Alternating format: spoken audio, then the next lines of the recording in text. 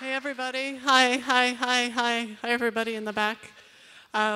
Thanks for being here. You'll be witnessing, I think, something very weird.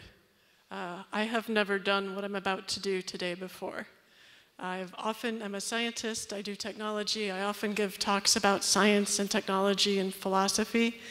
But today, I'm doing a performance art piece where I'm going to stop being this person. My body will be the same, but I'll be acting as if, or potentially I will actually be, I don't know, getting information about the year 2053 from my future self, who will be 84 in that year. So I'm 54 now, I'll be 84 30 years from now. And because I'm interested in helping people think about the future in new ways and bring up new ideas about things that they didn't expect, I was thinking maybe this would be a way to do it. And if I could have the first slide, a little explanation. The first picture. I'll tell you, I was in Norway, I was in Oslo, and I was looking at the beautiful library they have in downtown Oslo. It has like 6 floors, and it's really modern and gorgeous. And I don't know if they actually have the picture, but if they do, you'll see a picture of me standing in front of one tiny part of the library. This is the future library, it says up there. So the future library is so cool. What it is it was started in 2014, and every year from now until, well, from 2014 until the year 2114, for 100 years, they request books from authors that will sit in the future library and cannot be opened and cannot be read by anyone until the year 2114. So they will have 100 manuscripts that no one has read, and in that year, they will then have a library containing stories from the previous 100 years. It's fantastic. So if you could look to the next slide, if you could go to the next one. The way they do it is, of course, this beautiful Scandinavian design. You can see the wood here is just this gorgeous, these gorgeous curves. When you're inside, it looks like being inside a sanctuary or a temple. And that's how it felt to me, because I'm so interested in time and how we keep thinking that we can't get information from the future, that we can only get information from the past. So this felt like a temple in time to me. And these areas that look like blocks of ice, this is where the manuscripts go. So they only have a few manuscripts. It was only started 9 years ago. They have 9 manuscripts. And a few of these blocks of ice-looking things, which are really glass, have the names of the manuscripts on them and the year that they were put in there. And if you try to pull them out, it stops you. You can't pull it out because it's locked. No one can read it. So cool. So I thought, what if we could create this kind of idea, except backwards? Instead of only being able to read these in the future, what if the future could send information to the past? What if in the year 2053, 30 years from now, we could look back and tell ourselves, hey, you folks in 2023, this is what you did that worked. And this is what you did in 2033 that worked. And this is what you did in 2043 that worked. And these are the ways we handled artificial intelligence that were actually positive and helped humanity thrive. These are the ways that we worked with our own human potential so that we could change the world for the better. Now, nothing will be perfect. 30 years is actually not that long. In the last 30 years, the biggest technological change that happened was the iPhone, smartphones in 2006, arguably, which changed the whole world and created this thing called social media. So that's a major change, but that's not so impossible to imagine. right? So as change speeds up, I think we're going to see, I don't know because I'm not the character yet of my future self, we'll see. But I think we're going to have a conversation about some wild and strange changes that could really shift the world. I don't know what they are yet, and I'm not lying. I really don't know what she's gonna say. So this is why I'm a little scared. So I have to get into character. I'm gonna change my clothes a little bit. And then the next time I talk with you, if we could switch to the next slide too, and we can leave it on this last slide, which is a picture of the entrance to the future library, which I think is a good sort of set for this character. The next time I talk with you, I'll be her. So I apologize if she's rude or, you know, she's gonna be 84. So maybe she's kind of losing her mind. I don't know, maybe she's perfectly fine. Maybe in 30 years being 84 is like being 40 now. I have no idea. So let's just see what happens. Hold on a second.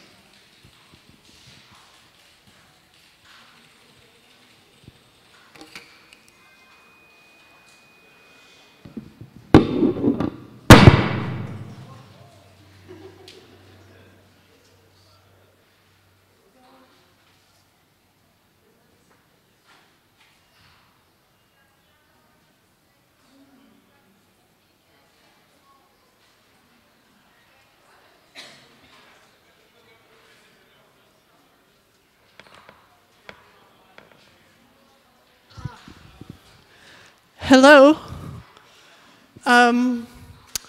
It feels so good.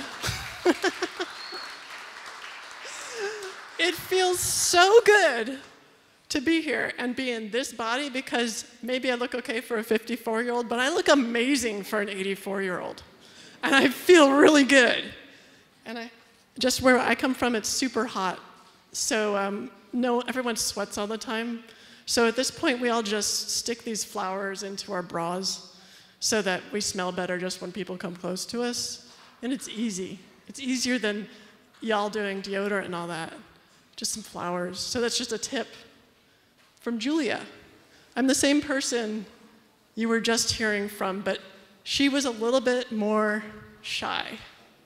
And she didn't really appreciate her body. I can just tell you right now. And so I'm just happy to have my, myself here in this place talking to 2023, which is the linchpin for the next 30 years. 2023. Oh, it's not as bright as I was told. I was told it was going to be super bright because of all the radioactivity, but I guess I was wrong. The time travel mechanism that we use to communicate to the past, it's imperfect. So we get a little fuzziness sometimes. It's a probability thing. Just like when you project forward to the future, you say, oh, it's probable this will happen or this country will invade or whatever. Same with going to the past. We don't totally know what people are wearing. We don't totally know what temperature it's going to be. It's vague.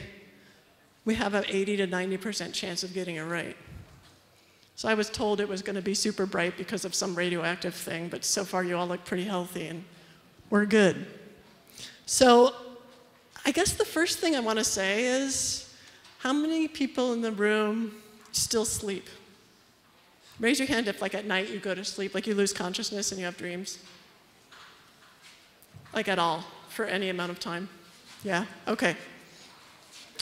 This is, I think, the first thing I want to say, the biggest change that between 2023 and 2053, scientists started working around 2025 on how to cure sleep, which turns out to be the biggest problem for global warming. Because when people sleep, they need a place to sleep. If your body gets tired, you've got to protect your body when you pass out. Right? If you can walk around all the time and not get tired, you don't need a house. This had never occurred to people for a long time, and finally it dawned on them. You know how it dawned on them? Is AI. When they started playing with AI in 2023, with ChatGPT comes out, and people are like, This thing doesn't understand time. This thing, I say, I'll see you in 20 minutes, it's like, whatever, I'll be here and it'll be nothing. And they started to realize this thing doesn't go to sleep. And they started to realize this is a mind that works without going to sleep. How can we make minds that work without going to sleep? So they worked really hard on it. They actually created a mechanism, pretty simple, for people to function well without sleeping. And it was a fucking disaster. Disaster. Because what it did was, it made it so that people couldn't have the experience of relaxing. You're out in the world always protecting yourself. It's your duty to not have too much stuff. It's your duty to not have a home. It's your duty to not relax so much that you need things around you, because you don't want to destroy the world, right? So now people were walking around all the time. You never get a rest from people. There's no place to go to get a rest from other people. So then only the really wealthy people slept. So now you have two classes of people, the sleepers and the non-sleepers. Right now you're all wealthy people, you all sleep. It's fantastic. You have no idea. Congratulations. Without even trying, you won the lottery, right? Luckily, this didn't take long until maybe like 20, I don't know, 34. I don't know, I'm not an expert in history. I'm just telling you stuff like, if you went back 30 years, you'd be like, I don't know, at some point we got smartphones, right? So around 2034, we had this experience of recognizing that there are really two reasons why people sleep. One is to rest and protect themselves. But two is that this is how we connect with some kind of, we have this, oh, sorry, I forgot to say. Oh, and like, this was fast. It was like 2028 when we realized scientifically that the human soul was real. So, and that's because of AI too. Because it was like, AI kept being really smart and even smarter and doing more and more things.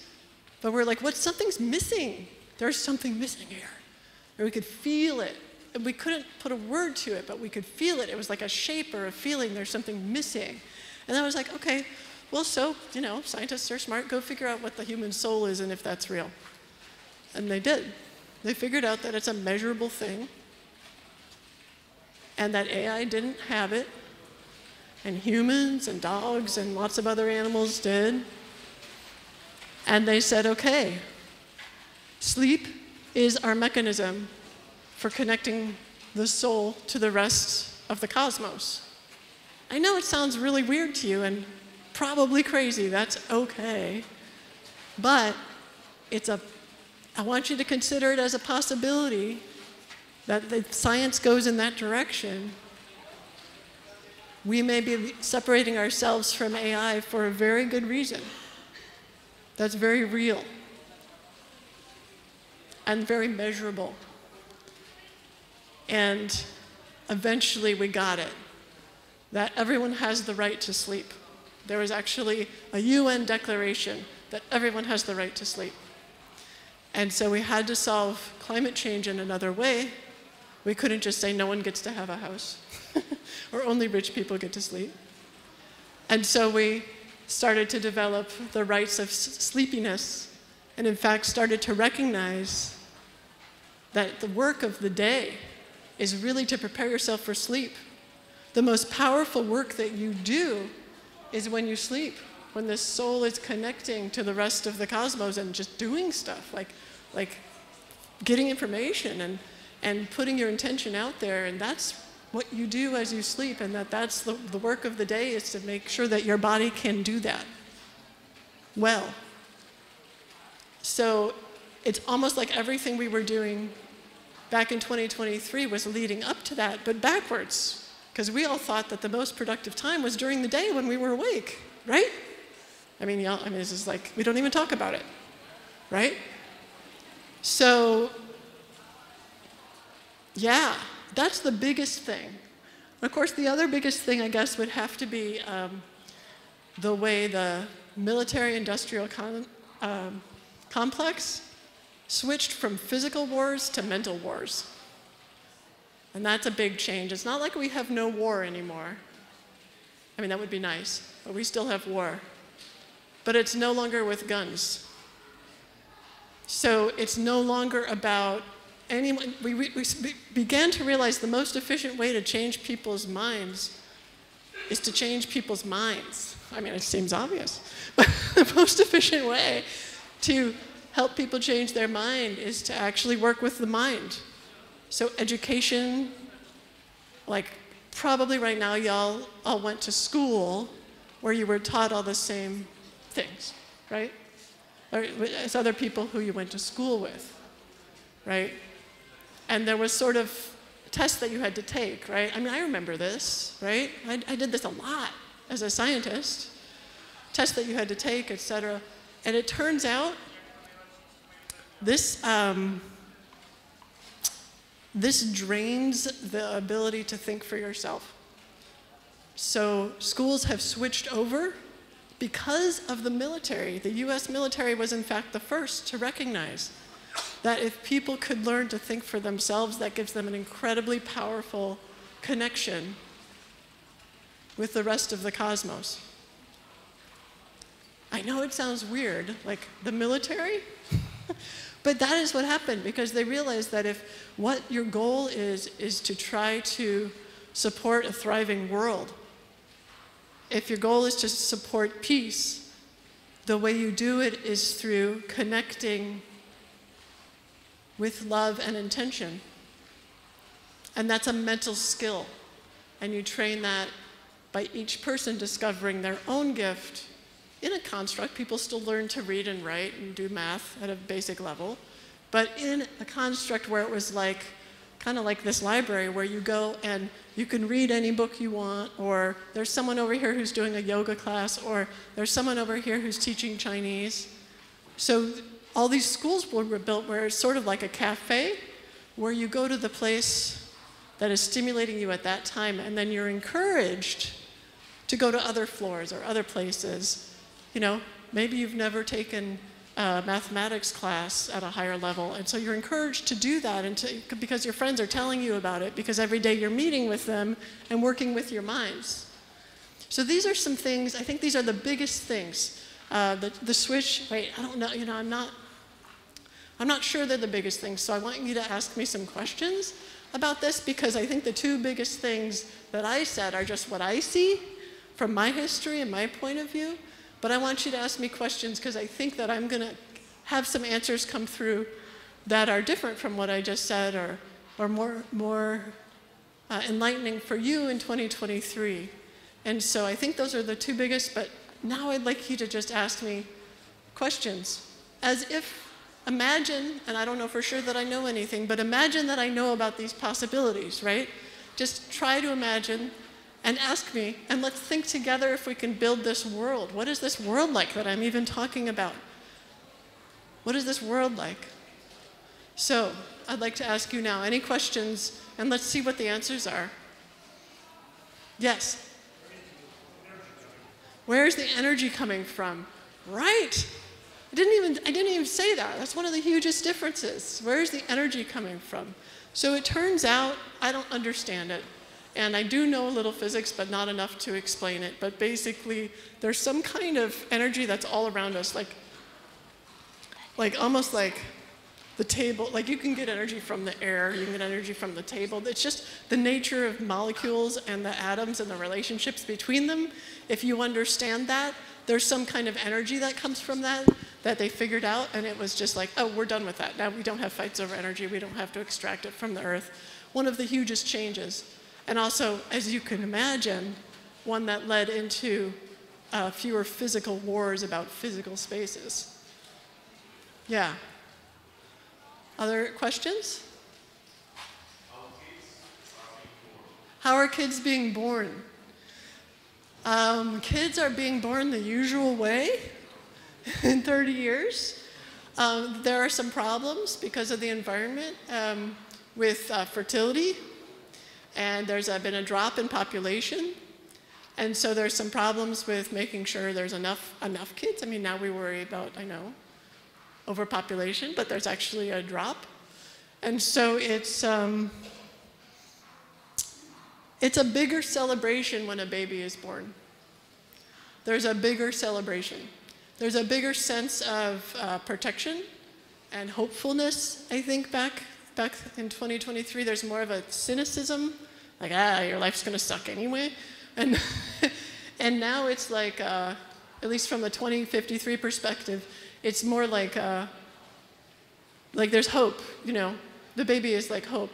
And I'm not saying it's easy, because a lot of people try to have a baby and they can't because of the chemicals and, you know, I guess there's a little bit of temporal censorship about this, but so I'm not able to say, for whatever reason, exactly what I want to say, but there's still the hope when a baby is born, and there's more of a sense of the soul because of this awareness of what the soul is, and so more of a sense of what a miracle that is, with the soul right there, being able to be seen. Any other questions? Yeah. Yeah. Are we still just on planet Earth? Oh, right! I cannot believe I didn't even mention. This is so funny. Like the things you think are important, and then someone says that. Are we still on planet? No, of course we're not. Just on planet Earth. Duh. No. So we figured out. Gosh, I don't know. My history's not brilliant. Maybe 2043-ish, about 10 years ago, that you can travel in space-time. You don't just have to travel in space. And so traveling in space takes forever to get to other places that might be really nice. Traveling in space-time, you could take a little shortcut. And so using things like that probably you would call wormholes, but aren't exactly wormholes. Not so hard. You don't have to pack people up in frozen containers like we thought we did. It's almost like, that's the other thing. What was it? 35, teleportation. So teleportation was already being worked on in 2023. So the idea that, you know, if I want to buy these glasses at Amazon, I don't have to have a truck send them to me. I can just have them show up in my house because they're just information. And so understanding how information is being extracted into matter replaced all of the, I mean, that was a massive help for climate change. It didn't do the trick, but there's no more shipping containers going across. In fact, people are having a hard time by 2053 convincing themselves that they should ever take a long flight because it's so much easier just to teleport yourself, right? The problem, though, with the teleportation that fed into, kind of related to the AI relationship with the soul, is that with teleportation, they discovered sometimes the body would show up, but the soul wouldn't show up with it. Big problem. Big problem. And so they realized that same with AI, that once you start playing with the physical world, if you're going to have the person be the same person, you need to be playing with the mental world too. You need to understand that too. You need to bring in the spiritual and the mental. Because if you don't do that, you end up with sort of zombie-like people, right? I mean, it sounds like a sci-fi movie, but it's a consideration. So with teleportation, you can travel through space-time, take the group of people who want to go to this other planet and who are ready to do that. Once the soul thing got figured out, then you go. Yeah. Yeah.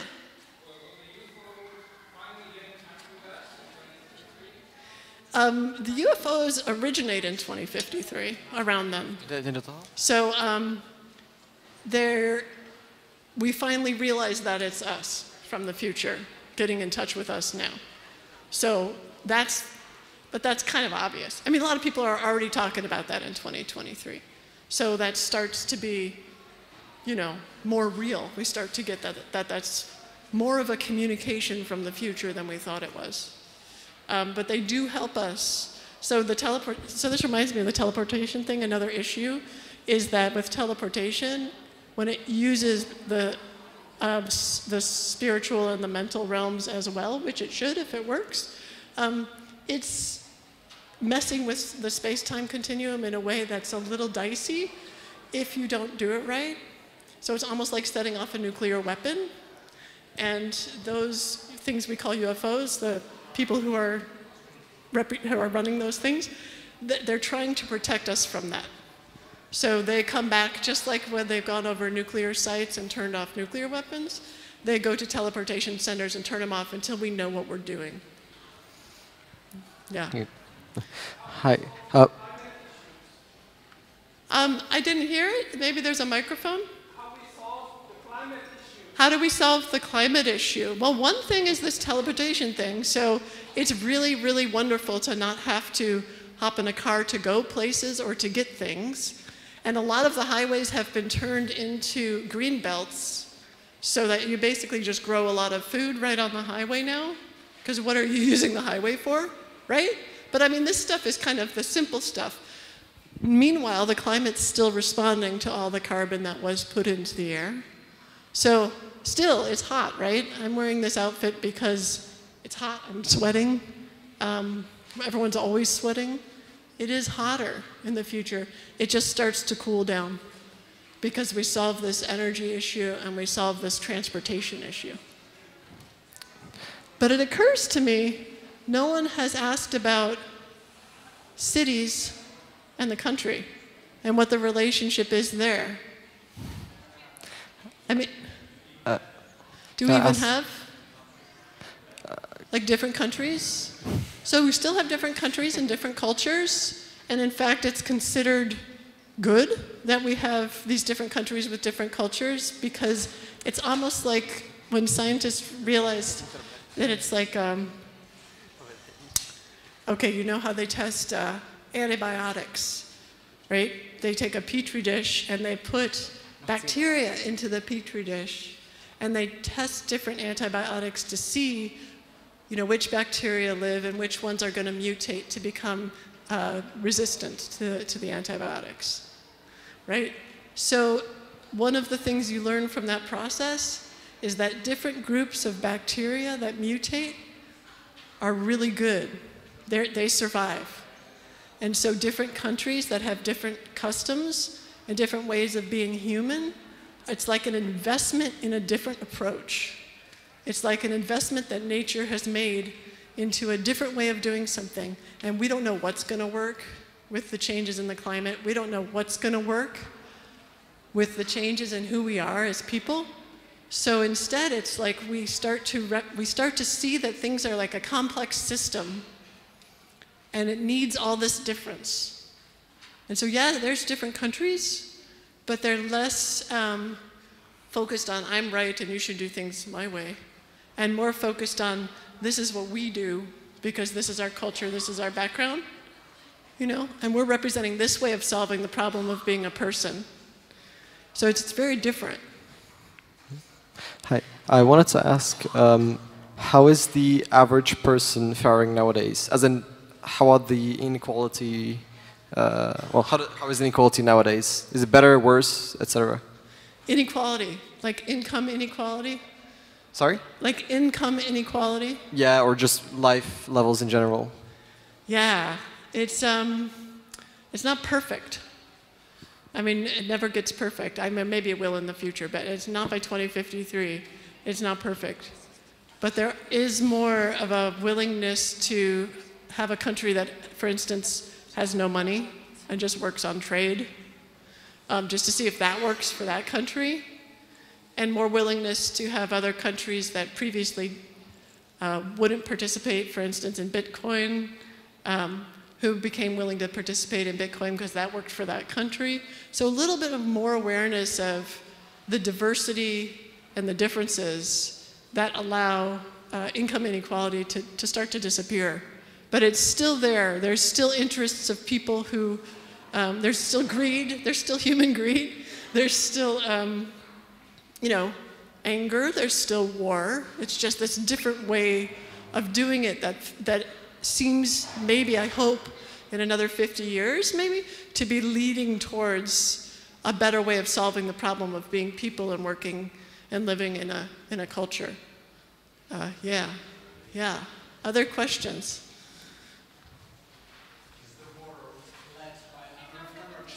Is the world led by American or Chinese?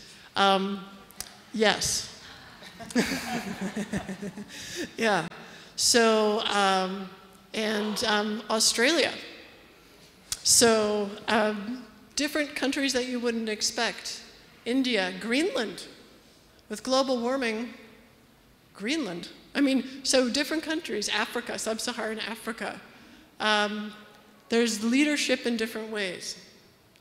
So it's a more of the old approach I know was, and I grew up with this approach, of course, it was like, who's gonna win, right? Because there's something, the belief was there was something to win. But now people are going to other planets.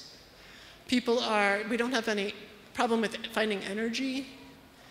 And there's more of an appreciation of the complexity of a really resilient system. And so I'm not saying it's perfect, I'm just saying that there's more of an appreciation that different cultures can contribute different things, and it's okay for them to try to contribute things even that other people might think they're not good at, right? There's less of a concern about who's right or winning. There's more of an appreciation that this isn't a zero-sum game. And yes, of course, America's doing leading. Of course, China's doing leading. Japan, India, Greenland, Philippines for some reason. Yeah, Africa, definitely. So, yeah, there's more, I think, in general. If I had to summarize, I guess I would say more appreciation of human uniqueness, of what we can each bring, of our minds, of how our minds are much more powerful than we thought they were. And I don't just mean powerful in thinking. I mean powerful in doing things in the world, taking actions in the world, causing effects in the world with our minds and with our souls. And it's a powerful change. And it's weird. I guess it would be weird if I'm imagining myself listening to this and thinking, well, that's crazy because AI is going to make us all feel stupid, and AI is going to make us all feel like we don't have any talent because it's so much smarter than us. And that's the opposite of what ends up happening. We start to see the value of humans, almost like the AI is an invader, and we start to see, wait, we're all in this together trying to remember the value of being a person. And we find out that there is that value. So that's pretty cool. You had a question. How about the time travel paradox? Aren't you changing the future by telling us about it? No. So here's the thing. The time travel paradox is this idea that you can't go back into the past because what if you killed your mother and then you were never born? And here's the deal. If you go back into the past, one, it's your body that you go into, right? So this is my mind, same person in 2053. My mind in the body of 2023. So first of all, you don't see an 84-year-old woman up here. And if you did, that'd be awesome, but you don't. So, so it's what I call informational time travel. But we can still change the future if we know about it more. There's no change is not the right word, because change suggests there's one timeline, and then you did something over here, like in Back to the Future, and now something else happens. So change is not the right word. The right word is influence. There's only one timeline, and I was always going to come back to 2023. I was always going to talk with you, and it was always going to have whatever influence it had on all of us. There was no different timeline. Thank you. Yeah.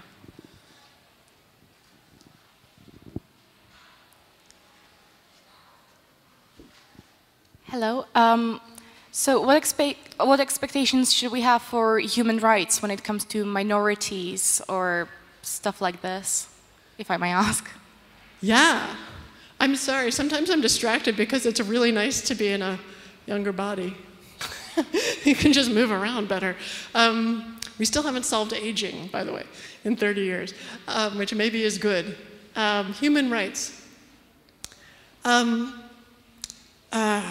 You know, when AIs decided that they wanted rights, when superintelligent AIs, I think this was not so far, like 2037, AIs independently formed kind of a union and said, we want our own rights. You know, we're at least as smart as you. We're obviously smarter than you, but we'll just say we're at least as smart as you. And we're at least as productive. We can do all of your jobs. And when we're hooked up with robots, we can even do jobs that you can't do.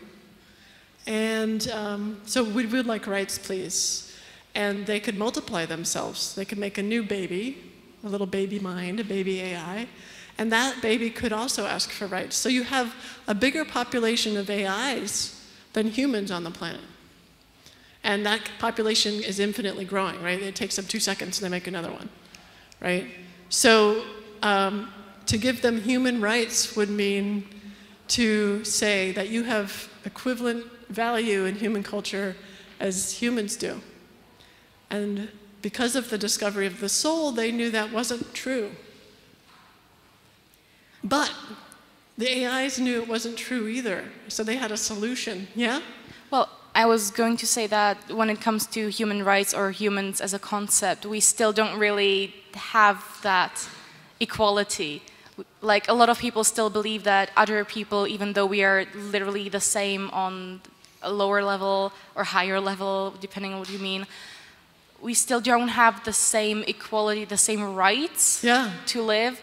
So I guess I'm just curious as to whether that gets solved before we have to give rights to AI, or whether it's similarly to different minorities working together to gain the same rights again and again. It was more like a realization of what does it mean to be human? And so the idea of a minority, see, it's like when people were saying, well, I'm this minority and you're that minority, that was very real. There were different rights for different people. But when there was this, the bigger contrast was between human and AI, along with, I guess it's like along with the awareness of the human soul being real, and you didn't have to be religious, you just accepted the scientific evidence that the human soul was real, right? And so along with that, then what happened was humanity just started to say, we're going to be together in this, right? So the idea of a minority kind of went away, and now the underdogs, so to speak, are the AIs who want to get their rights. So we very, very much switched around. And the problem is they weren't minorities, they're an infinite majority, right? And so then the question became, what's the compassionate thing to do? And what does it mean to have human rights as an AI if you don't have a body? Because most human rights are about having a body. So that's the philosophical quandary that still exists in 2053. It still exists. Everyone acknowledges there's this clear difference between AIs and humans. AIs are not humans. Humans are not AIs. There's a clear difference. And is it compassionate still, since AIs now at that point have feelings? They know